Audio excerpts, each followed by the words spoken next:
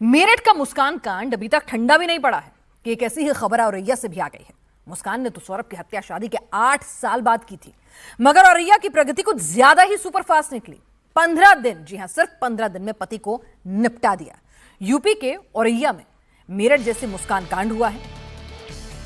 मुंह दिखाई के रुपयों से सुपारी देकर पत्नी ने पति की हत्या करवा दी। पुलिस ने पत्नी के प्रेमी और एक सुपारी किलर को गिरफ्तार किया है। शादी के 15 दिन बाद ही दुल्हन ने अपने प्रेमी के साथ मिलकर पति की हत्या करवा दी। मोबाइल सर्विलांस और सीडीआर की मदद से पुलिस हत्यारों तक पहुंची, जिसके बाद साजिश का सबसे बड़ा चेहरा सामने आया। पत्नी ने ही अपने पति को मरवाने के लिए बॉयफ्रेंड को 1 लाख रुपए दिए। ये 1 लाख रुपए उसे मुंह दिखाई में मिले थे।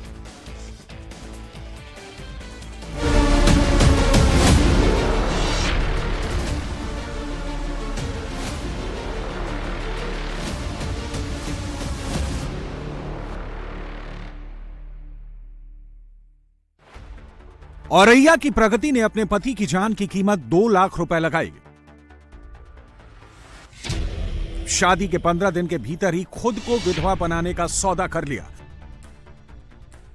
मुंह दिखाई में मिली रकम हत्यारों को देकर अपने पति को मरवा दिया। यूपी के औरैया में भी मेरठ जैसी वारदात सामने आई। यहां भी पत्नी ने प्रेमी के साथ मिलकर अपने पति की हत्या कर दी। अंतर सिर्फ इतना था कि मेरठ के सौरभ का कत्ल शादी के 9 साल बाद हुआ, लेकिन औरैया में पत्नी ने अपने पति की मौत का फरमान सिर्फ 15 दिन में जारी कर दिया।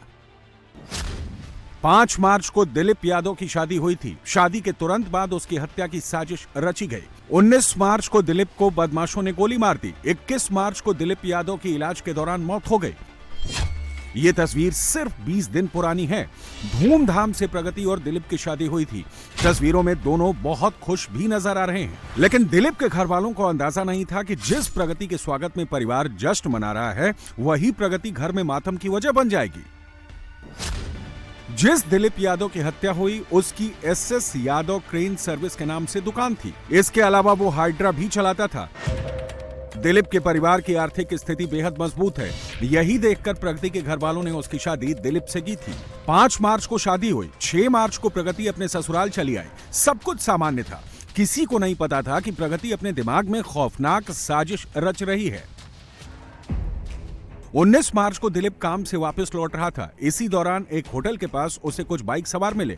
उन्होंने दिलीप से अपनी कार फंसे होने की बात कही और कार को निकालने के लिए हाइड्रा लेकर चलने को कहा। दिलीप उनके साथ तो गया जरूर, लेकिन वापस नहीं लौटा। होटल से 7 किलोमीटर दूर वो ग्रामीणों को गंभीर रूप से घायल हालत में मिला।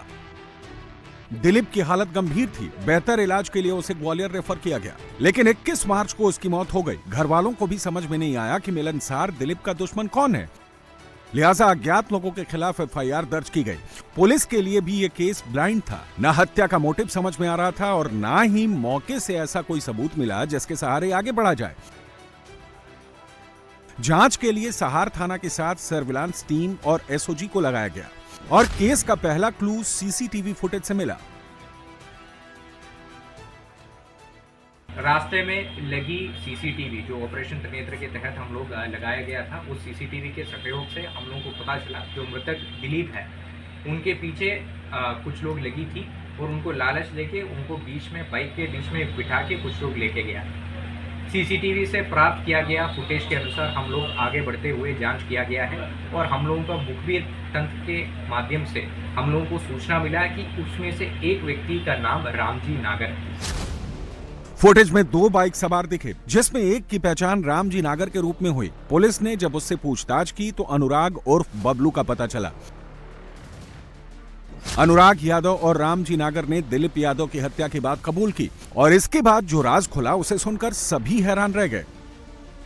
दिलीप की हत्या का मास्टरमाइंड कोई और नहीं बल्कि उसकी पत्नी प्रगति यादव ही निकली। उसने शादी के बाद से ही दिलीप की हत्या की प्लानिंग शुरू कर दी थी।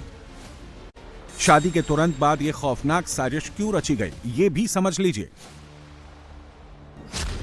अनुराग यादव और प्रगति यादव एक ही गांव के रहने वाले थे। दोनों के बीच पिछले 4 साल से प्रेम प्रसंग था। घर वालों के दबाव में प्रगति ने दिलीप से शादी कर ली, लेकिन शादी के बाद भी प्रगति अनुराग के प्रेम में पागल थी। यही वजह थी कि उसने पति को रास्ते से हटाने के लिए अनुराग के साथ हत्या की साजिश रच डाली। दिलीप का कत्ल करने के लिए 2 लाख रुपए में रामजी नागर को सुपारी दी गई। प्रगति को 1 लाख रुपए मुंह दिखाई के तौर पर मिले थे। उसने वो रुपए एडवांस के तौर पर दे दिया। दिलीप जब दुकान से वापस लौट रहा था उस दौरान प्रगति लगातार उसके साथ फोन से संपर्क में थी और दिलीप के लोकेशन की जानकारी अनुराग को दे रही थी। इसी दौरान बदमाशों ने दिलीप को रास्ते में रोका, पहले उसकी जमकर पिटाई की और फिर उसे गोली मार दी। आरोपियों को जब लगा कि दिलीप की मौत हो गई है तो वो वहां से फरार हो गए। दिलीप यादव का शादी प्रगति यादव से हुआ विगत 5 तारीख को, यानी 5 मार्च 2025 को। अनुराग यादव और प्रगति यादव एक ही गांव का रहने वाला था और विगत 4 साल से गहरा प्रेम में था। आपसी संबंध घर वालों को भी पता था, परंतु इन लोगों के द्वारा शादी करने के लिए मंजूर नहीं किया और जबरदस्ती प्रगति को दिलीप यादव से शादी करवाया, जिसमें से बिल्कुल संतुष्ट नहीं था। प्रगति यादव द्वारा अपना प्रेमी अनुराग यादव को ये बताया था कि काफ़ी अमीर है दिलीप और अगर उनको हमारा रास्ता से हटाएंगे तो हम लोगों को बहुत अच्छा तरीके से साथ में जीवन जी सकता है। गोली लगने के बावजूद दिलीप की सांसें चल रही थी। हमले के घंटों बाद उसे ग्रामीणों ने देखा, उसे अस्पताल में भर्ती कराया गया, लेकिन उसकी जान नहीं बच सकी। हत्यारी पत्नी अपनी प्रेमी के साथ पुलिस की गिरफ्त में है। गांव में मातम पसरा है। किसी को भी यकीन नहीं हो रहा है कि शादी के सिर्फ 15 दिनों में कोई पत्नी अपने पति की हत्या कैसे करा सकती है।